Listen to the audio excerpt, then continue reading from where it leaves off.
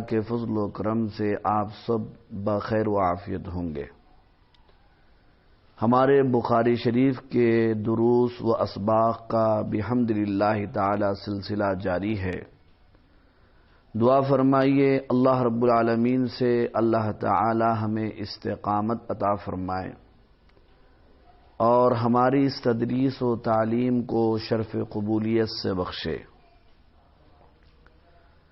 عزیز طالبات، اللہ تبارک و تعالی نے ہم انسانوں کی ہدایت کے لیے قرآن مجید نازل فرمایا، جسے ھدی للناس کہا گیا، اور اس میں اللہ تبارک و تعالی نے ہماری ہدایت و رہنمائی فرمائی ہے اور ہر چیز بیان فرمائی ہے۔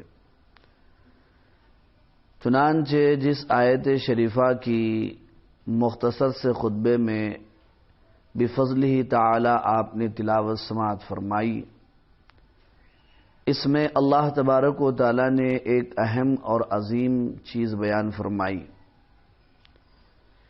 کہ اللہ تعالی نے اس آیت کریمہ میں حفاظت قرآن کا وعدہ لیا ہے یا وعدہ کیا ہے۔ انا نحن نزلنا الذکر و انا لہ لحافظون، کہ بے شک ہم نے ذکر یعنی قرآن کو نازل کیا اور یقیناً ہم اس کی حفاظت کرنے والے ہیں۔ یہاں پر قرآن مجید کو ذکر کہا گیا اور سارے مفسرین فرماتے ہیں کہ ذکر سے مراد قرآن مجید ہے، اور قرآن مجید کی حفاظت میں دو چیزیں ہیں، ایک ہے قرآن مجید کے الفاظ کی حفاظت اور ایک ہے قرآن مجید کے معنی اور تفسیر کی حفاظت۔ اور سارے مفسرین اس بات پر متفق ہیں کہ آیت کریمہ میں حفاظت قرآن سے مراد نہ صرف الفاظ قرآن ہیں، بلکہ الفاظ قرآن کے ساتھ ساتھ الفاظ قرآن کی حفاظت کے ساتھ ساتھ قرآن مجید کے معنی اور تفسیر کی حفاظت بھی ضمناً شامل و داخل ہے۔ اور سبھی جانتے ہیں اور سبھی کو معلوم ہے، قرآن مجید کے معنی دراصل قرآن مجید کی تفسیر دراصل احادیث ہی ہے، لہذا اس میں حفاظت حدیث کا وعدہ بھی ہے۔ چنانچہ صبح قیامت تک جس طرح قرآن مجید کی حفاظت ہوتی رہے گی، ویسے ہی انشاءاللہ حفاظت حدیث بھی ہوتی رہے گی۔ لیکن اس سے پہلے میں نے آپ کے سامنے بیان کیا کہ امت میں ایک طبقہ اور جماعت ایسی بھی پیدا ہوئی ہے جس نے انکار حدیث کیا اور حدیث کا انکار کیا۔ اس سلسلے میں ان کے بہت سارے اعتراضات ہیں اور شکوک و شبہات ہیں، جن کا جواب اس سے پہلے الحمدللہ شرح و بسط سے دے دیا گیا ہے۔ منکرین حدیث یہ بھی کہا کرتے ہیں کہ احادیث تیسری صدی ہجری میں مدون کی گئی ہیں، جمع کی گئی ہیں، اس لیے یہ اعتماد نہیں ہے کہ احادیث اصلی صورت پر باقی رہی ہوں۔ لیکن یہ ایک بہت بڑا مغالطہ ہے جو بے بنیاد ہے، اس لیے کہ جب ہم تدوین حدیث کی تاریخ پر نظر ڈالتے ہیں اور اس سلسلے میں کتابوں کا مطالعہ کرتے ہیں تو پتہ چلتا ہے کہ حدیث کی حفاظت کا عہد رسالت ہی سے، آپ صلی اللہ علیہ وسلم کے زمانے ہی سے آج تک الحمدللہ اہتمام ہوتا رہا ہے۔ ایک لفظ ابھی آپ نے سنا ہے تدوین حدیث، اور آج تدوین حدیث ہی پر تفصیلی روشنی ڈالی جائے گی۔ یہ تدوین حدیث کیا ہے؟ تدوین باب تفعیل سے ہے، جس کے معنی جمع کرنا اور مدون کرنا، ترتیب دینے کے آتے ہیں۔ تدوین حدیث کا مطلب یہ ہوا کہ احادیث کی تدوین یا احادیث کی ترتیب کی بنیاد، چاہے وہ روایتوں کی شکل میں ہو یا متفرق طور پر ہو یا اجتماعی طور پر ہو یا کتابوں کی شکل میں ہو، کب سے ہوئی ہے؟ اس لیے کہ ہر فن کی تدوین ہوتی ہے تو اس کی ایک بنیاد ہوتی ہے، اس کا آغاز ہوتا ہے۔ لہذا ایک حدیث کے طالب علم کو یا طالبہ کو یہ بات معلوم ہونا چاہیے کہ حدیث کی تدوین کب سے ہوئی اور کیسے ہوئی اور اس کی حقیقت کیا ہے۔ یہ تفصیل تو ابھی آپ کے سامنے انشاءاللہ العزیز آ جائے گی، لیکن یہاں پر منکرین حدیث کا فی الوقت ایک جواب دینا مقصود ہے۔ وہ یہ ہے کہ منکرین حدیث کہا کرتے ہیں کہ احادیث 3 صدی ہجری میں جمع کی گئی ہیں، اس لیے کوئی اعتماد نہیں کیا جا سکتا ہے نعوذ باللہ احادیث پر۔ لیکن جب ہم حدیث کی تدوین پر نظر ڈالتے ہیں تو پتہ چلتا ہے کہ روز اول ہی سے احادیث کی حفاظت کا اہتمام کیا گیا ہے۔ حفاظت حدیث کا راستہ صرف کتابت ہی نہیں ہے، بلکہ دوسرے قابل اعتماد ذرائع بھی ہیں، اور تحقیق سے معلوم ہوتا ہے کہ عہد رسالت اور عہد صحابہ میں حفاظت حدیث کے 3 طریقے استعمال ہوئے۔ کتنے طریقے؟ 3 طریقے استعمال ہوئے۔ پہلا طریقہ کیا تھا؟ حفاظت حدیث کا پہلا طریقہ احادیث کو حفظ یعنی یاد کرنا تھا۔ آپ صلی اللہ علیہ وسلم کے مبارک دور میں حدیثوں کو یاد رکھنے کے لیے صحابہ نے بہت اہتمام کیا۔ نہ صرف احادیث کو یاد کرتے تھے بلکہ احادیث کا دور کیا کرتے تھے۔ چنانچہ حضرت انس رضی اللہ تعالیٰ عنہ کا بیان ہے کہ ہم لوگ حضرت صلی اللہ علیہ وسلم کی زبان مبارک سے حدیثیں سنتے تھے۔ جب آپ صلی اللہ علیہ وسلم مجلس سے اٹھتے تو ہم آپس میں حدیثوں کا دور کرتے تھے۔ ایک دفعہ ایک آدمی کل حدیثیں بیان کر جاتا، پھر دوسرا، پھر تیسرا، بسا اوقات 60 آدمی مجلس میں ہوا کرتے تھے اور 60 کے 60 باری باری سے حدیثیں بیان کرتے تھے۔ اس کے بعد جب ہم اڑتے تھے تو حدیثیں اس طرح ذہن نشین ہوتی تھی گویا ہمارے دلوں میں وہ بودی گئی ہیں۔ حضرت عبداللہ ابن عباس رضی اللہ تعالیٰ عنہ فرماتے ہیں، انما کننا نحفظ الحدیث والحدیث یحفظ عن رسول اللہ صلی اللہ علیہ وسلم۔ اور یہ طریقہ یعنی حفظ کا طریقہ اس دور کے لحاظ سے انتہائی قابل اعتماد تھا۔ اہل عرب کو اللہ تعالیٰ نے غیر معمولی حافظے اور یادداشت سے نوازا تھا۔ وہ صرف اپنے ہی نہیں بلکہ اپنے گھوڑوں تک کے نسب نامے ازبر کر لیا کرتے تھے۔ ایک ایک شخص کو ہزاروں اشعار یاد ہوا کرتے تھے، اور بسا اوقات کسی بات کو ایک بار سن کر یا دیکھ کر پوری طرح یاد کر لیتے تھے۔ ہماری طرح نہیں۔ تاریخ میں اس کی بے شمار مثالیں ملتی ہیں، لیکن وقت نہیں ہے کہ وہ مثالیں یہاں پر پیش کی جائیں اور بیان کی جائے۔ حفاظت حدیث کا دوسرا طریقہ صحابہ کے زمانے میں یا آپ صلی اللہ علیہ وسلم کے دور میں تعامل کا تھا،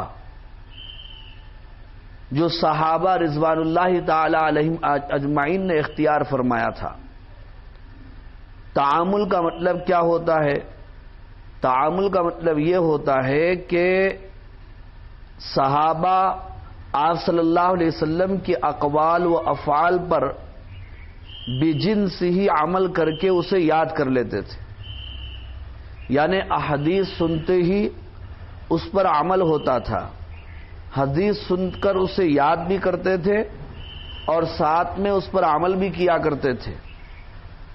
بہت سارے صحابہ سے منقول ہے کہ صحابہ نے خود بیان فرمایا کہ ہاکذا رأیت رسول اللہ صلی اللہ علیہ وسلم یفعل، کہ ہم نے آپ صلی اللہ علیہ وسلم کو اسی طرح عمل کرتے ہوئے دیکھا، اس لیے ہم عمل کر رہے ہیں۔ اور تعامل کا یہ طریقہ نہایت ہی قابل اعتماد طریقہ ہوتا ہے، اس لیے کہ جس بات پر انسان خود عمل کرے وہ ذہن میں کالنقش علی الحجر ہوتی ہے۔ حفاظت حدیث کا تیسرا طریقہ عہد صحابہ میں اور عہد نبوی میں کتابت کا بھی تھا، اور تاریخی طور پر کتابت حدیث کے کئی مراحل ہیں۔ پہلا مرحلہ یہ ہے کہ متفرق طور سے احادیث کو قلم بند کیا گیا، یعنی کوئی اس کا صحیفہ نہیں تھا، کوئی کتاب نہیں تھی، کوئی کتابچہ نہیں تھا، ابتداءً متفرق طور پر صحابہ نے احادیث قلم بند کی۔ اور ایک مرحلہ یہ تھا کہ بعد میں احادیث کو صحیفوں میں مختصر سے کتابچوں میں قلم بند کیا گیا اور جمع کیا گیا۔ پھر بعد میں تبویب کے ساتھ، ابواب کے ساتھ احادیث کو جمع کیا گیا تھا۔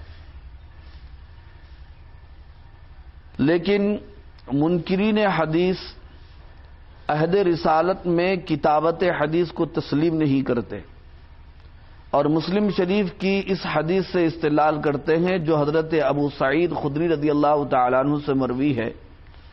آپ صلی اللہ علیہ وسلم نے فرمایا لا تکتبوا عنی ومن کتب عنی غیر القرآن فلیمحہ۔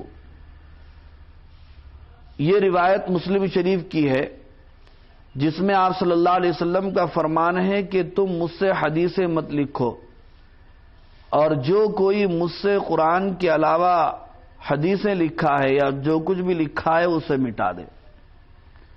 منکرین حدیث کا کہنا ہے کہ حضرت صلی اللہ علیہ وسلم کا کتابت حدیث سے منع فرمانا اس بات کی دلیل ہے کہ آپ صلی اللہ علیہ وسلم کے دور میں یا عہد صحابہ میں حدیثیں نہیں لکھی گئی، اور اس سے یہ بھی معلوم ہوتا ہے کہ حدیث حجت نہیں ہے، ورنہ آپ صلی اللہ علیہ وسلم حدیثوں کو بھی اہتمام کے ساتھ قلم بند فرمانے کا حکم فرماتے یا آپ خود اہتمام فرماتے۔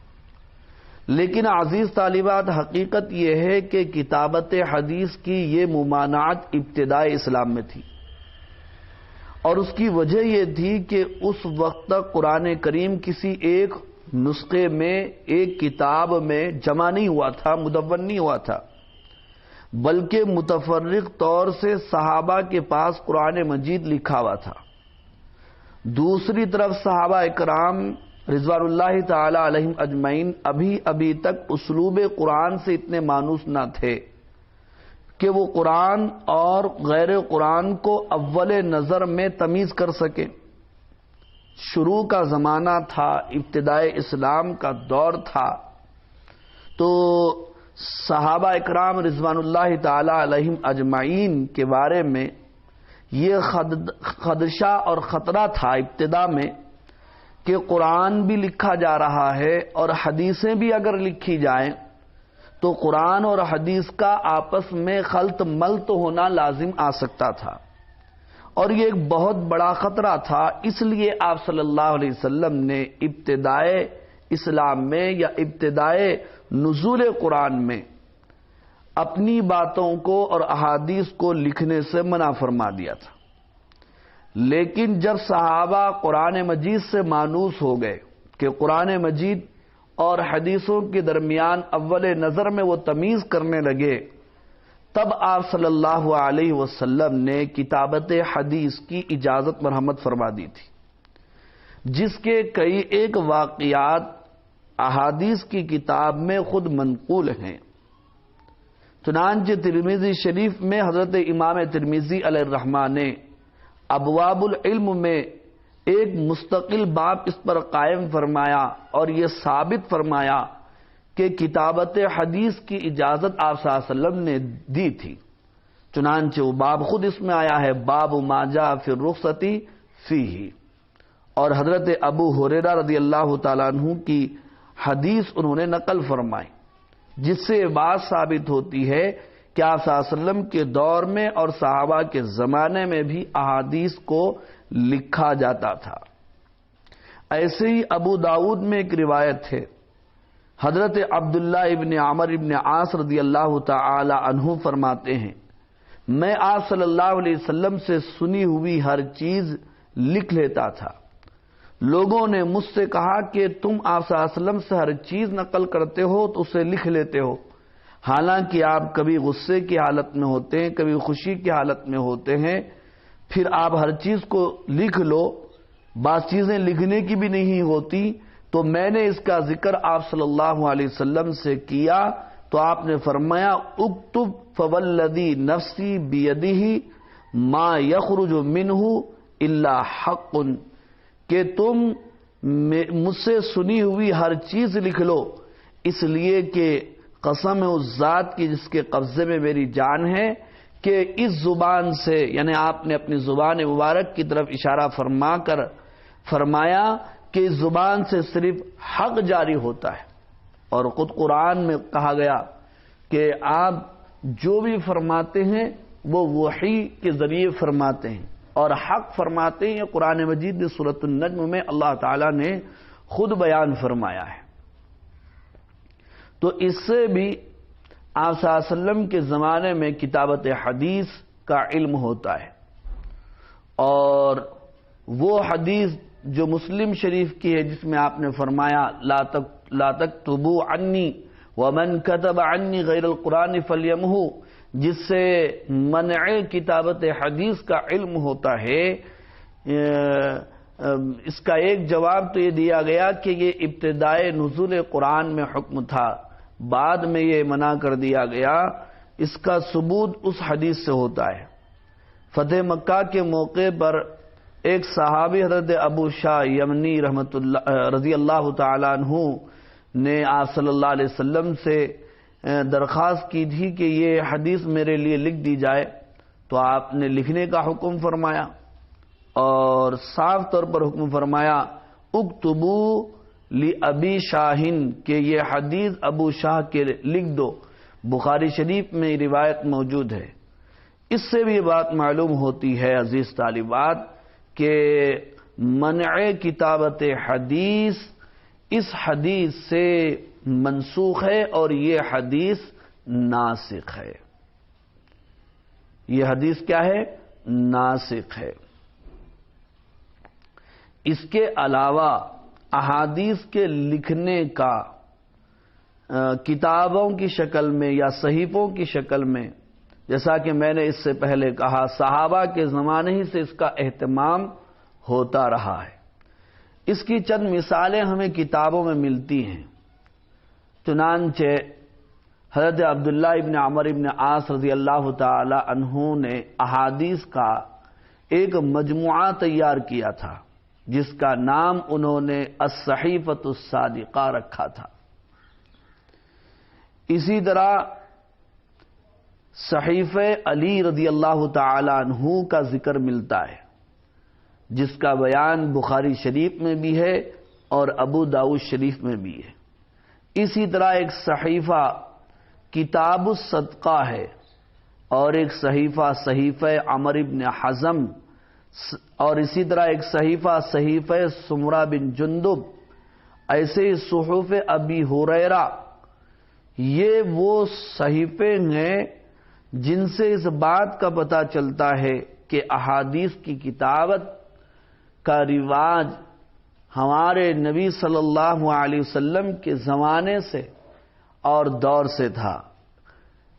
اور یہ چند مثالیں اس بات کو واضح کرنے کے لیے کافی ہیں کہ عہد رسالت اور عہد صحابہ میں کتابت حدیث کا طریقہ خوب اچھی طرح رائج تھا. یہ انفرادی طور پر صحیفے لکھے گئے، لہذا منکرین حدیث کا یہ کہنا کہ حضور اکرم صلی اللہ علیہ وسلم نے خود منع فرمایا تھا کتابت حدیث سے، غلط ہے، بلکہ صحیح بات وہ ہے جو ابھی آپ کو بتا دی گئی۔ لیکن عزیز طالبات، تدوین حدیث کی یہ ساری کوششیں انفرادی نوعیت کی تھی، علیحدہ علیحدہ طور پر کی جا رہی تھی، اور وہ بھی غیر مرتب طریقے پر ہو رہی تھی۔ عام طور سے کتابی شکل میں احادیث کے جمع کرنے کا اہتمام نہیں ہو پا رہا تھا، اور فنی حیثیت اس کو مستقل طور پر نہیں مل رہی تھی، کیونکہ صحابہ اکرام رضوان اللہ تعالی علیہم اجمعین تو اپنے دور میں جہاد و تبلیغ اور تعلیم کے لیے نیز فتوحات کے لیے مختلف شہروں میں منتشر ہو گئے تھے، پھیل گئے تھے۔ بہت سارے صحابہ شہید بھی ہو رہے تھے۔ لیکن پھر جب تابعین کا زمانہ آیا اور تابعین کے دور میں مختلف فرقے باطلہ پیدا ہوئے، جیسے خوارج، روافض، معتزلہ، قدریہ، جبریہ، یہ بڑے بڑے فتنے اور فرقے سر ابھارنے لگے، اور یہ فرقے اور فتنے اپنے اغراض فاسدہ اور عقائد باطلہ کو پھیلانے کے لیے نعوذ باللہ اپنی طرف سے انہوں نے حدیثوں کو گڑھنا شروع کیا۔ تو اس وقت ضرورت محسوس ہوئی کہ احادیث کو خاص طور پر مستقل طور پر مدون کیا جائے اور اسے ایک فن کی شکل دی جائے اور کتابوں میں جمع کیا جائے۔ چنانچہ حضرت عمر بن عبدالعزیز رحمۃ اللہ علیہ کے دل میں احادیث کو جمع کرنے کا جذبہ اور شوق پیدا ہوا۔ حضرت عمر بن عبدالعزیز رحمۃ اللہ علیہ نے اس فتنے کو بھانپ لیا، اور انہوں نے ضرورت محسوس کی کہ احادیث کو مستقل طور پر مدون کیا جائے۔ چنانچہ حضرت عمر بن عبدالعزیز رحمۃ اللہ علیہ نے اپنے گورنروں کو خطوط لکھے، انظروا ما کان من حدیث رسول اللہ صلی اللہ علیہ وسلم فاکتبوا، کہ تم حضور اکرم صلی اللہ علیہ وسلم کی جو حدیثیں دیکھو تو اسے لکھ لو اور جمع کر لو۔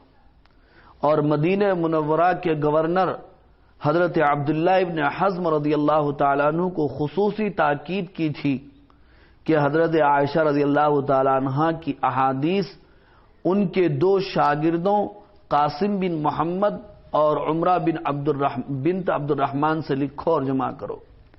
تو یہ تدوین حدیث کا پہلا دور تھا، اور اس میں صورت مسانید، اور اس میں جو صورت تھی جمع کرنے کی وہ مسانید کی شکل میں تھی کہ ایک ایک صحابی کی مرویات الگ الگ کر کے لکھی گئی تھی۔ حضرت عمر ابن عبدالعزیز رحمۃ اللہ علیہ کے دور میں ایک جسے آپ نے حکم فرمایا تھا اور تاکید کی تھی، جن کا نام نامی اور اس میں گرامی ابھی آپ نے سنا، عبداللہ ابن حزم تھے، اور دوسرے ابن شہاب زہری رحمۃ اللہ علیہ بھی تھے۔ ان دونوں میں، بلکہ ان دونوں کا نام آتا ہے کہ یہ حدیث کو جمع کرنے میں اول ہیں، سب سے پہلے انہوں نے حدیث کو جمع کیا ہے۔ علماء اکرام کے درمیان اختلاف ہے، لیکن بات یہ ہے کہ عبداللہ ابن حزم کو بھی حکم تھا اور ابن شہاب زہری رحمۃ اللہ علیہ کو بھی حکم تھا حدیثوں کو جمع کرنے کا، لیکن عبداللہ ابن حزم کی حدیثیں جمع تو انہوں نے کیا تھا، لیکن وہ عمر ابن عبدالعزیز رحمۃ اللہ علیہ تک نہیں پہنچی تھی، اور ابن شہاب زہری رحمۃ اللہ علیہ کو اللہ تعالیٰ نے قبول فرمایا، اور ان کی جمع شدہ حدیثیں حضرت عمر ابن عبدالعزیز رحمۃ اللہ علیہ تک پہنچی، اور انہوں نے مختلف شہروں میں مختلف لوگوں تک پہنچایا تھا۔ اس لیے زیادہ تر علماء نے حدیث کو جمع کرنے کا پہلا سہرا ابن شہاب زہری رحمۃ اللہ علیہ کو پہنایا ہے۔ یہ آپ صلی اللہ علیہ وسلم کے بعد تدوین حدیث کا پہلا دور تھا۔ پھر اس کے بعد دوسرا دور آیا۔ دوسرا دور یہ حضرت امام مالک رحمۃ اللہ علیہ اور ان کے ہم عصروں، ان کے ہم زمانے کا ہے۔ ان حضرات نے احادیث کو جمع کیا اور فقہی ترتیب کے اعتبار سے جمع کیا تھا۔ لیکن ان کے دور میں صحت کا وہ معیار نہیں رکھا گیا جو بعد میں بخاری وغیرہ میں رکھا گیا۔ اسی طرح اس دور میں حضرت امام اعظم ابو حنیفہ رحمۃ اللہ علیہ کی کتاب الآثار، جو کہ امام ابو یوسف اور امام محمد رحمۃ اللہ علیہ نے نقل کی ہے، یہ کتاب الآثار کبھی ان دونوں شاگردوں کی طرف منسوب ہوتی ہے اور کبھی حضرت امام اعظم ابو حنیفہ رحمۃ اللہ علیہ کی جانب منسوب ہوتی ہے، اس لیے کہ احادیث کو حضرت امام ابو حنیفہ رحمۃ اللہ علیہ نے بیان کیا اور ان دونوں شاگردوں نے جمع کیا، تو دونوں کی طرف بھی نسبت کی جا سکتی ہے، اور اس کی ترتیب خود حضرت امام ابو حنیفہ رحمۃ اللہ علیہ نے دے رکھی تھی۔ تو بہرحال یہ دوسرا دور تھا جو حضرت امام مالک رحمۃ اللہ علیہ کا تھا، ان کے دور میں فقہی ترتیب پر احادیث کو جمع کیا گیا۔ تیسرا دور یہ امام احمد رحمۃ اللہ علیہ، عبد الرزاق رحمۃ اللہ علیہ اور ابو بکر ابی شیبہ رحمۃ اللہ علیہ کا دور ہے۔ ان کی کتابیں اس دور میں لکھی گئی ہیں، مصنف ابن ابی شیبہ وغیرہ وغیرہ، مسند امام احمد وغیرہ وغیرہ۔ چوتھا دور یہ دور امام احمد بن حنبل اور اسحاق بن راہوے رحمۃ اللہ علیہ کے شاگردوں اور امام بخاری و امام مسلم وغیرہ رحمۃ اللہ علیہ کا دور ہے۔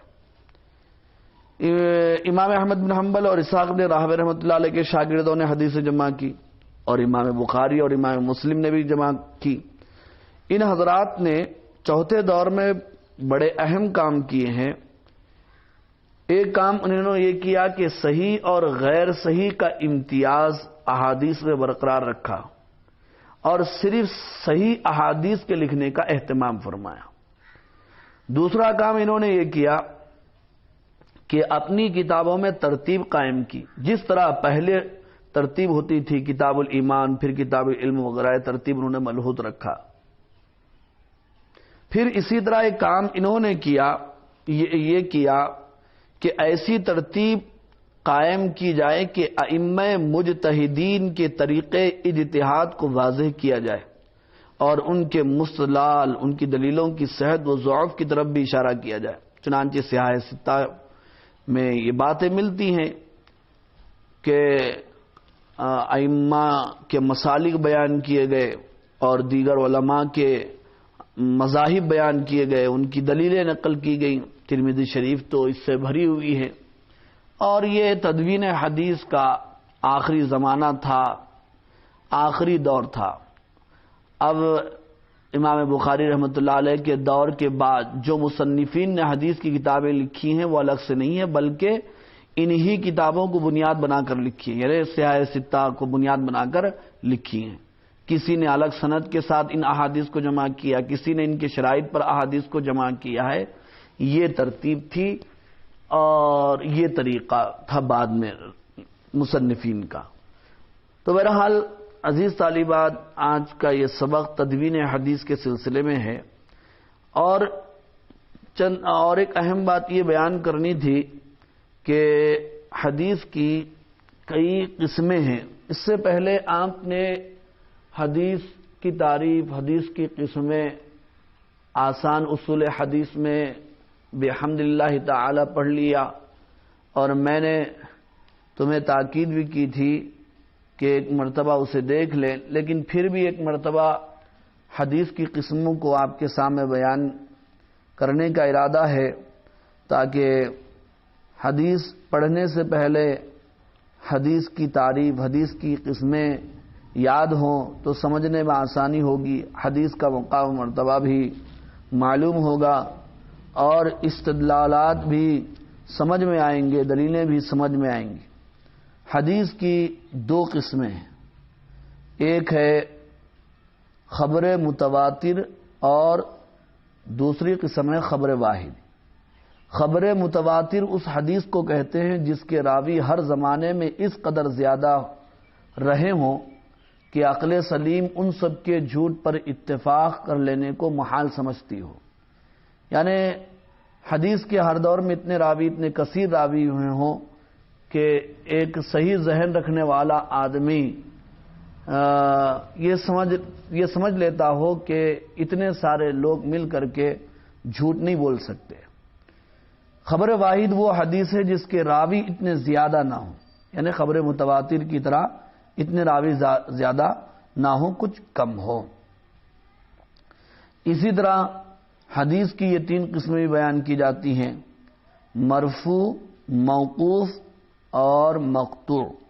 مرفوع وہ حدیث ہے جس میں حضور اکرم صلی اللہ علیہ وسلم کے قول یا فعل یا تقریر یا صفت کا ذکر ہو اور آپ صلی اللہ علیہ وسلم سے وہ حدیث نقل کی گئی ہو۔ موقوف وہ حدیث ہے جس میں صحابی کا قول یا فعل یا تقریر نقل کی گئی ہو اور صحابی سے وہ روایت کی گئی ہو۔ مقطوع وہ حدیث ہے جس میں تابعی کے قول یا فعل یا تقریر کا ذکر ہو اور وہ تابعی سے منقول ہو۔ اسی طرح حدیث کی یہ قسمیں بھی بیان کی جاتی ہیں: مشہور، عزیز اور غریب۔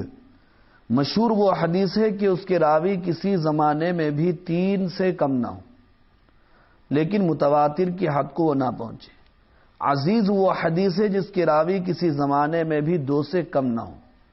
غریب وہ حدیث ہے جس کی سند میں کہیں نہ کہیں ایک راوی رہ جائے، یعنی کسی زمانے میں ایک راوی اگر رہ جائے تو اس حدیث کو غریب کہا جاتا ہے۔